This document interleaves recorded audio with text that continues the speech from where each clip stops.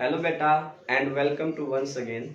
Last जो videos थी बेटा उसमें हमने क्या पढ़ा था, एटम्स क्या होता है, उसमें इलेक्ट्रॉन प्रोटॉन न्यूट्रॉन की खोज कैसे हुई, जो रदरफोर्ड है, जे थॉमसन है, उसने क्या मॉडल दिया, इलेक्ट्रॉन जो एटॉमिक नंबर और मास नंबर का कॉन्सेप्ट क्या है। तो रदरफोर्ड मॉडल से पहले बच्चों एक थ्योरी दी जाती थी जिसको बोलते हैं इलेक्ट्रोमैग्नेटिक वेव थ्योरी या नेचर ऑफ जो है इलेक्ट्रोमैग्नेटिक रेडिएशन। अब ये क्या है, अब ये क्या कहती है बेटा कि जब आप लोग जो है किसी भी चीज को हीट करते हैं ना, कोई भी फिलामेंट ले लीजिए टंगस्टन का या किसी और मेटल का, जब आप लोग उसको हीट करेंगे तो उसके अंदर से क्या होगा, रेडिएशंस बाहर आएंगे। जो जब आप किसी मेटेरियल को हीट करते हैं तो उसमें से क्या होता है, जो रेडिएशंस है वो बाहर आती है। अब जो वो रेडिएशंस हमारे पास बाहर है, क्या कहता है बेटा यार, इसको समझिए। जो एनर्जी इमिटेड होगी ना, जो एनर्जी इमिटेड होगी by heating of A filament,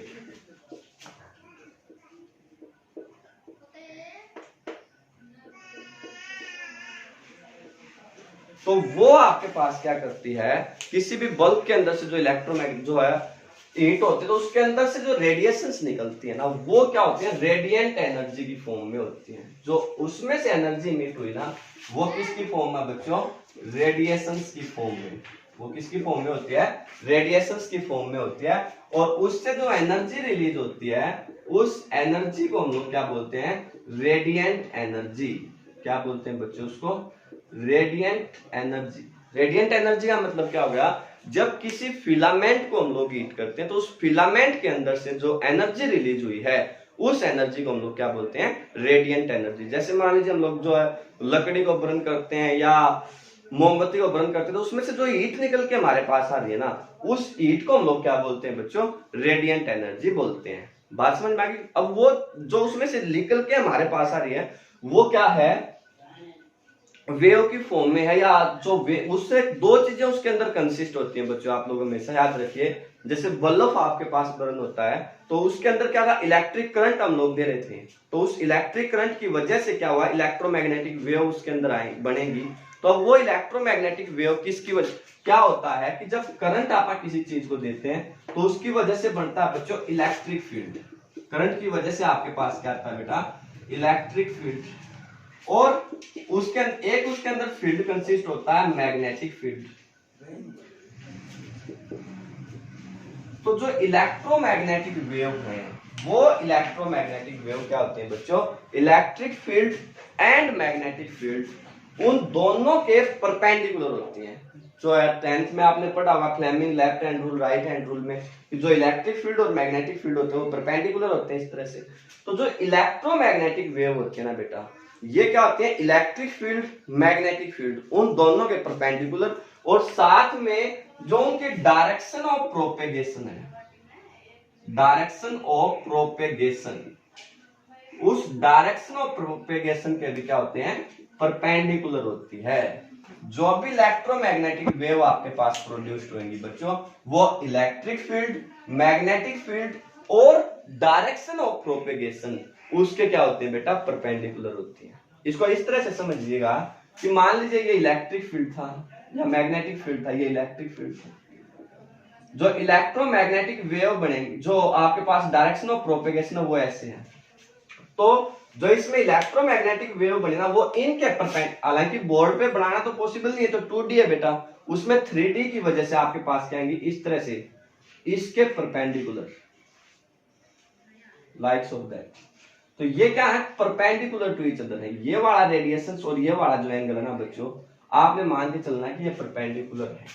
तो इस तरह से आपके पास क्या होती है, इलेक्ट्रोमैग्नेटिक वेव पैदा होती हैं जब कोई भी फिलामेंट हीट किया जाता है। तो एक फिलामेंट को हीट करने से उसके अंदर से क्या होती है बच्चों, इलेक्ट्रोमैग्नेटिक वेव पैदा होती हैं। ये मानना किसका है, इलेक्ट्रोमैग्नेटिक वेव थ्योरी का, जिसको जेम्स क्लार्क ने पुट किया था। बात समझ में आई। अब ये क्या कहता है बच्चों, इलेक्ट्रिक जो है, अब जो ये इलेक्ट्रोमैग्नेटिक वेव आपके पास बनी है, ये इलेक्ट्रोमैग्नेटिक वेव बच्चों, they do not electromagnetic wave वो क्या होते हैं, दे डू नॉट रिक्वायर्ड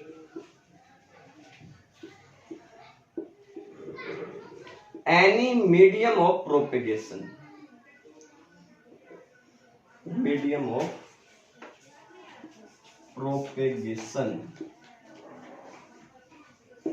और जो स्पीड होती है बेटा इन इलेक्ट्रोमैग्नेटिक वेव की, वो स्पीड क्या होती है, सेम होती है as that of the speed of light.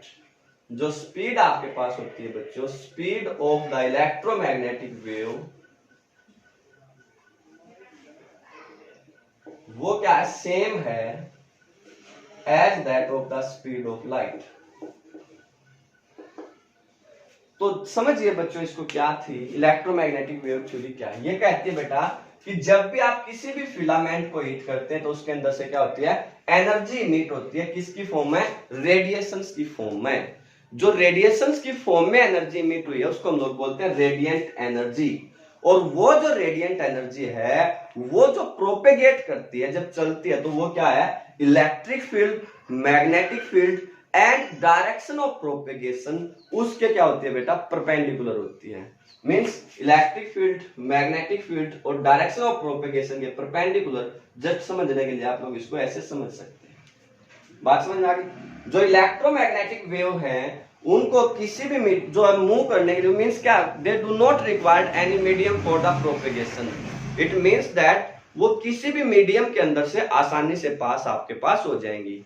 बात समझ में आ गई। और इसके बाद आप क्या कहेंगे बच्चों, जो स्पीड होती है इलेक्ट्रोमैग्नेटिक वेव की, वो इलेक्ट्रोमैग्नेटिक वेव की स्पीड हमारे पास कितनी होती है बेटा, स्पीड ऑफ लाइट के बराबर होती है। अब आपने क्या करना है, जो स्पीड ये इलेक्ट्रोमैग्नेटिक वेव बनी उनके कैरेक्टरिस्टिक्स को समझना है। करना क्या बेटा, जो कैरेक्टरिस्टिक्स है इनकी उसको आप लोग समझेंगे भाई क्या क्या है।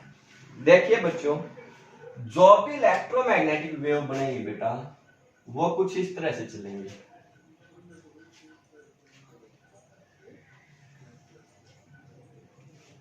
अब 9th क्लास में बच्चों आप लोगों ने पढ़ा होगा, तो जो 9th क्लास थी ना बच्चों, उसमें आप लोगों ने ऑलरेडी पढ़ा था कि जो वेव होती है वो हमारे पास इस तरह से जाती है भाई। ये बात हमने पढ़ी थी। अब जब ये यहां से स्टार्ट हुई है ना बेटा, यहां से स्टार्ट हुई है, इस तरह से ऊपर गई है, तो इसको हम लोग क्या बोलते हैं, क्रस्ट। और जब ये इस तरह से नीचे जा रही है तो इसको क्या बोलते हैं बच्चों, ट्रफ। ये क्या है, क्रस्ट, ये क्या है, ट्रफ। ये क्या हो जाएगी बेटा, क्रस्ट, और ये क्या हो जाएगी, ट्रफ। तो कोई भी जो इलेक्ट्रोमैग्नेटिक वेव है वो कोई भी वेव है वो क्रस्ट ट्रफ इसकी फॉर्म में चलती है। आप लोगों ने क्या करना बेटा, दो कॉन्जुगेटिव क्रस्ट या दो कॉन्जुगेटिव ट्रफ, उनके बीच की डिस्टेंस ले लीजिए। यहां ये क्रस्ट थी बच्चों, नेक्स्ट क्रस्ट हुई यहां से शुरू, तो इस क्रस्ट से इस क्रस्ट के बीच की जो डिस्टेंस है उसको आप लोग बोलेंगे लैम्डा। ऐसे बनाना बच्चों, इसको बोलते हैं लैम्डा। और ये क्या है, वेव लेंथ। ये क्या होती है बच्चों, wave length. The distance between the two conjugative crust या टू कॉन्जुगेटिव ट्रफ्स, उनके बीच की जो डिस्टेंस आपके पास आएगी बच्चों, उस डिस्टेंस को हम लोग क्या बोलते हैं, वेव नंबर। उस डिस्टेंस को हम लोग उस डिस्टेंस को क्या बोलते हैं बेटा, वेव लेंथ। वेव लेंथ क्या, ये बात क्लियर होगी पक्का। अब दूसरा शब्द, आपके पहला शब्द था वेव लेंथ, ये क्या, पहली बात क्लियर होगी। दूसरा शब्द आपके पास होता है बच्चों फ्रीक्वेंसी।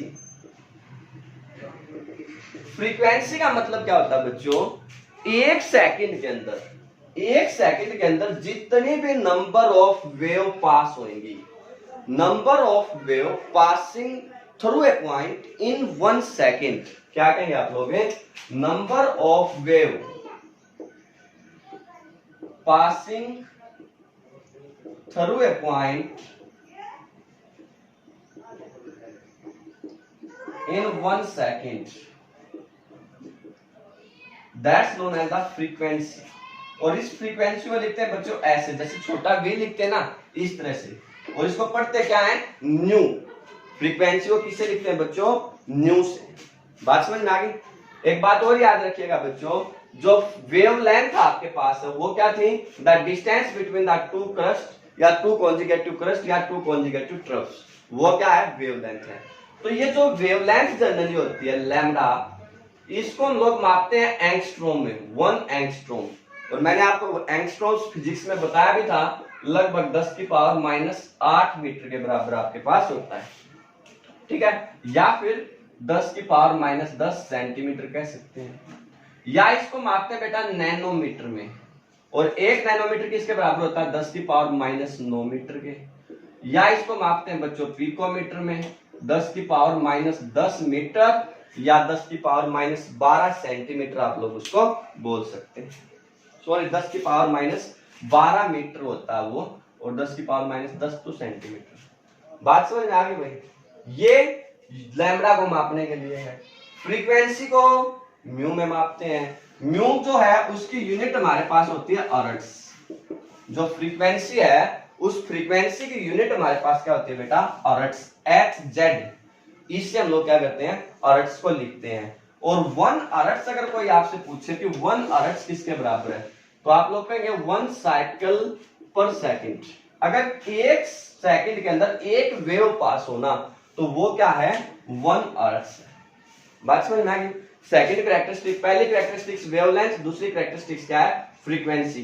किस तरह से होंगे, बात समझ में आई बच्चों? तीसरी जो कैरेक्टरिस्टिक्स आपके पास होती है बेटा, वो होती है वेलोसिटी।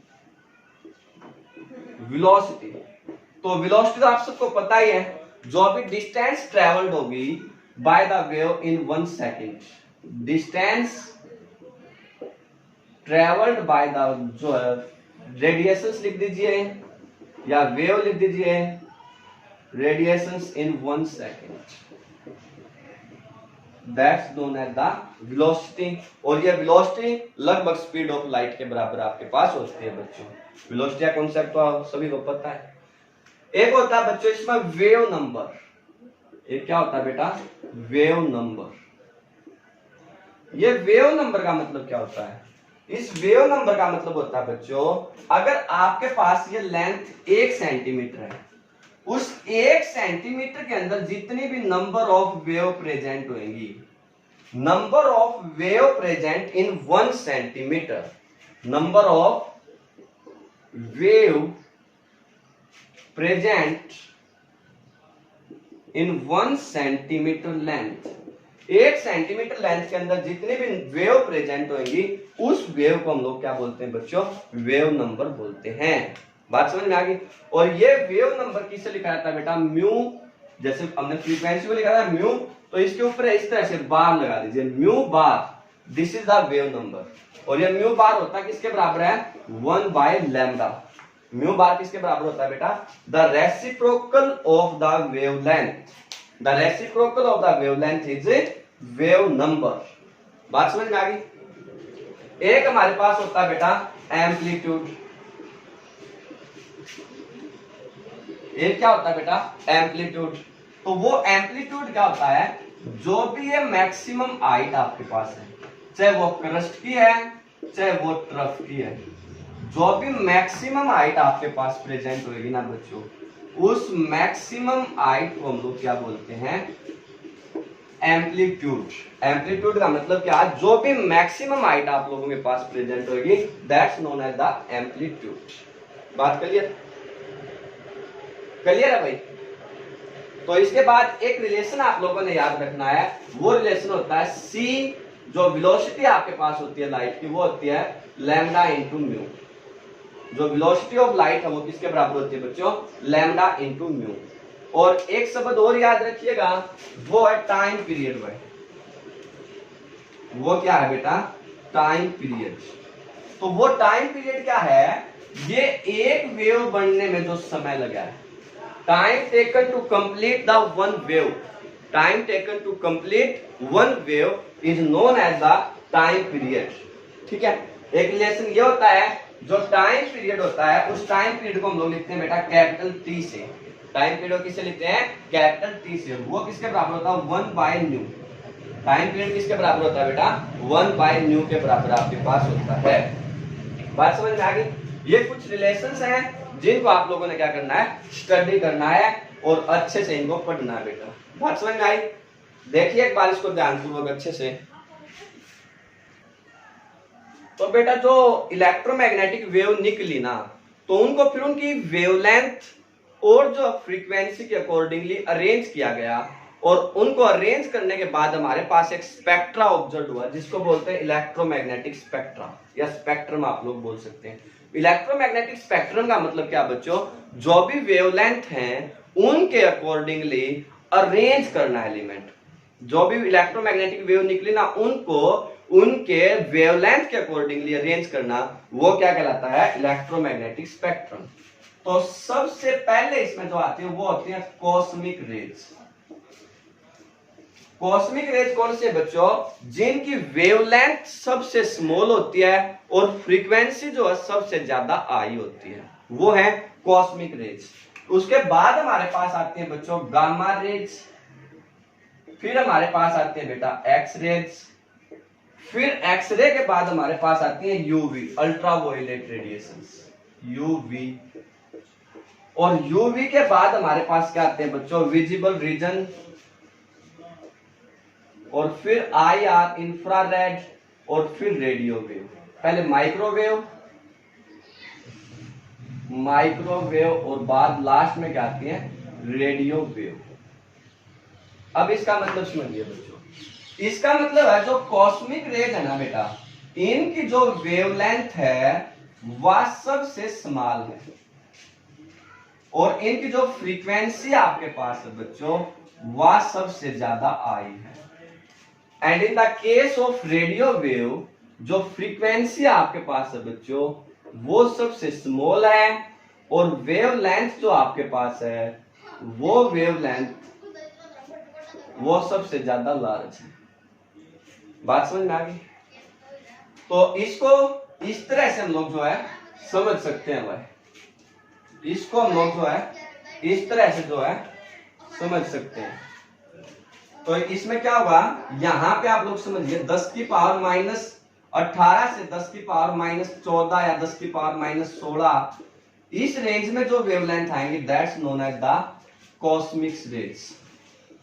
वो क्या बच्चों, कॉस्मिक रेज। अगर जो वेवलेंथ आपके पास है बच्चों लैम्डा, वो 10 की पावर माइनस 18 से 10 की पावर माइनस 14 के बीच में है, तो कॉस्मिक रेज आपके पास आएंगी। फ्रीक्वेंसी यहाँ पे बहुत ज्यादा हाई होगी, 10 की पावर 24 से 10 की पावर 20 के बीच में आप लोग मान के चल सकते हैं, 10⁻20। ये क्या है, फ्रीक्वेंसी है बच्चों। फिर गामा रेज, वो आपके पास जो लगभग 10 की पावर माइनस 12 तक आएंगी। फिर एक्स रेज आप लोगों के पास लगभग जो है 10 की पावर माइनस 9 तक ये आपके पास आ जाएंगी। और फिर जो है यूवी 10 की पावर माइनस 8, 10 की पावर माइनस 7 मीटर के अंदर अबाउट हमारा क्या आता है बच्चों, विजिबल रीजन आता है। 10 की पावर माइनस 7 से 10 की पावर माइनस 6 के बीच में ये वाला जो रीजन होता है बच्चों, इसको हम लोग बोलते हैं विजिबल रीजन।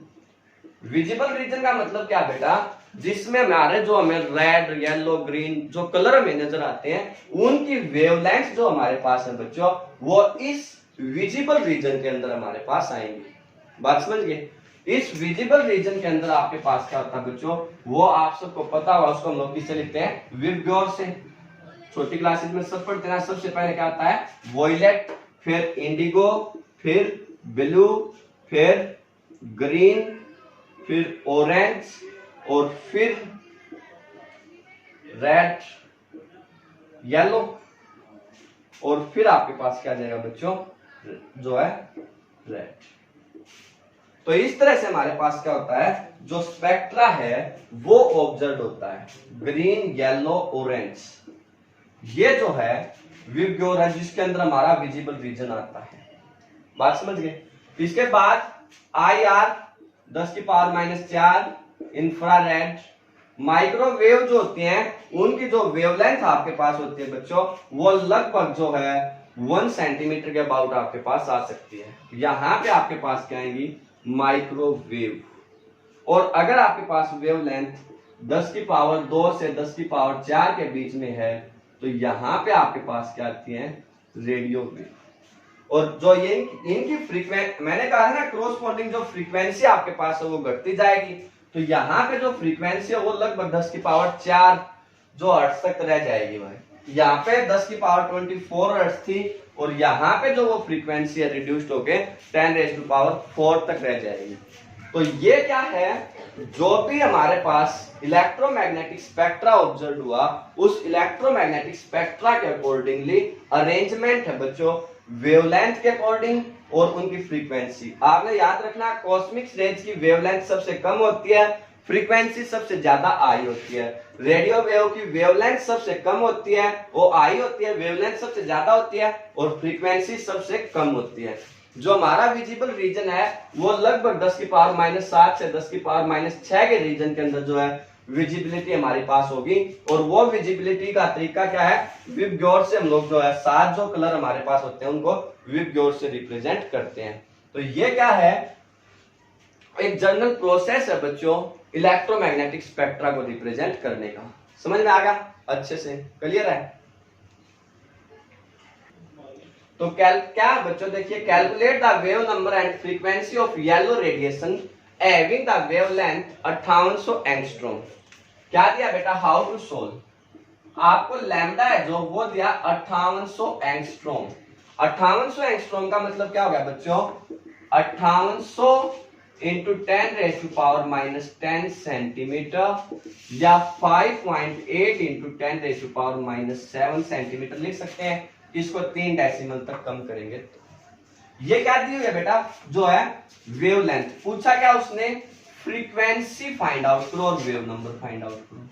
अब जो वेव नंबर फ्रीक्वेंसी जो वेव नंबर है म्यू बार बच्चों, वो तो आपको पता है सीधा सीधा सा 1/λ होता है। एक ही सेकंड का काम है सर कि 1/5.8 इंटू 10⁻⁻7। इसका जो रेसिप्रोकल आएगा वो क्या हो जाएगी, जो है वेवलेंथ हो जाएगा, जो है वेव नंबर आ जाएगा। दूसरा फ्रीक्वेंसी म्यू, म्यू किसके बराबर होती है बच्चों, c/λ। मैंने कहा था एक रिलेशन है c μ इंटू लैम्डा, इसको हमेशा याद रखिएगा बच्चों। तो यहां से अगर आपने जो है म्यू कैलकुलेट करना है तो वो क्या आ जाएगा c/λ। और c की वैल्यू कितनी है बच्चों, 3 इंटू 10⁸ और लैम्डा की वैल्यू कितनी है 5.8 इंटू 10⁻⁻7। तो ये 3/5.8 इंटू 10⁻15 हो जाएगा, ये 7 ऊपर जाएगा। तो इसको कैलकुलेटर से आप लोग डिवाइड करके सोल्व करके लिख दीजिए, आपके पास आराम से जो है इस क्वेश्चन का आंसर आ जाएगा। क्लियर है बेटा, समझ में आएगा। करना क्या था, वेव नंबर और फ्रीक्वेंसी कैलकुलेट करनी थी येलो रेडिएशंस के केस में। क्लियर बेटा। तो नेक्स्ट क्या कहता है बेटा, जो वेवलेंथ आपके पास है विजिबल स्पेक्ट्रा की, वो wavelength of visible spectra violet की 400 नैनोमीटर है और रेड की आपके पास कितनी है 750 नैनोमीटर है। तो वो कहता है कि आप लोग इस विजिबल स्पेक्ट्रा की फ्रीक्वेंसी कैलकुलेट करिए, जो रेडिएशन यहां से इमिट होंगी उनकी फ्रीक्वेंसी क्या आएंगी वो बताइए। अब देखो बेटा, लैम्डा आपको कितना दिया हुआ फॉर द वॉयलेट, वो है 400 नैनोमीटर। 400 नैनोमीटर का मतलब होगा बेटा 400 गुणा 10 की पावर -9 मीटर या 4 गुणा 10 की पावर -7 मीटर।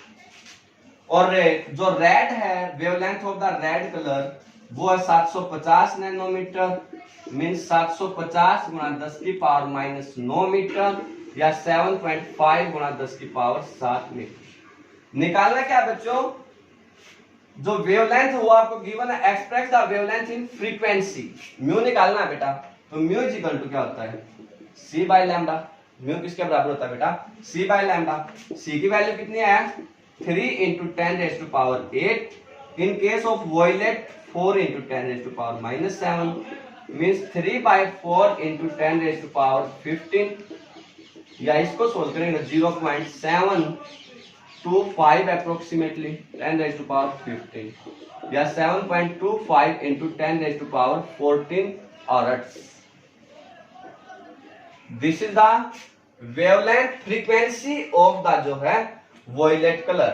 रेड की अगर आपने कैलकुलेट करनी है फ्रीक्वेंसी ऑफ रेड कलर, तो वो कितनी हो जाएगी बेटा 3 into 10⁸ divide by 7.5 into 10⁻⁻7 means 3/7.5 गुणा 10⁻15।